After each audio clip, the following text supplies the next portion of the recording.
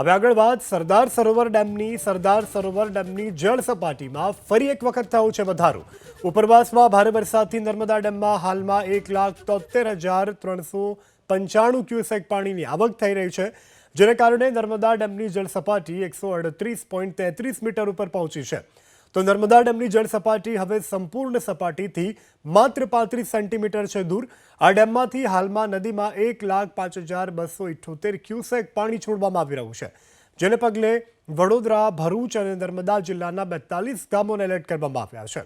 ઉપરવાસમાં પડી રહેલા સતત વરસાદને કારણે ડેમમાં હાલ પાણીની ભરપૂર આવક થઈ રહી છે અને જેને કારણે ડેમના 5 દરવાજા ખોલી અને નદીમાં પાણી છોડાઈ રહ્યું છે। 42 જેટલા ગામોને એલર્ટ કરવામાં આવ્યા છે। ઉપરવાસના વરસાદથી મીંઢોળા નદી તોફાની બનતા સુરતના બારડોલીમાં અનેક વિસ્તારો ફરીથી પ્રભાવિત થયા છે। ઉપરવાસમાં ભારે વરસાદને કારણે મીંઢોળા નદીમાં પાણીની ભરપૂર આવક થઈ રહી છે, જેને પગલે હાલ નદી તોફાની બનતા પાણી પાસેના અનેક વિસ્તારમાં હાલ પાણી જે છે તે ઘૂસવાની શરૂઆત થઈ ચૂકી છે। આ દ્રશ્યો બારડોલી કોટની સામેના ખાડા વિસ્તારના છે કે જ્યાં અંદાજે 300થી પણ વધારે ઘરમાં પાણી ઘૂસતા લોકોએ સ્વયં સ્થળાંતરની કામગીરી કરી લીધી છે।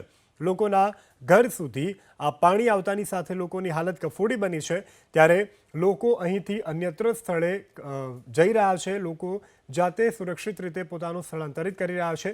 મીંઢોળા નદીની જળ સપાટીમાં સતત વધારાને લઈ અને લોકોના ઘર સુધી પાણી આવી ગયા છે।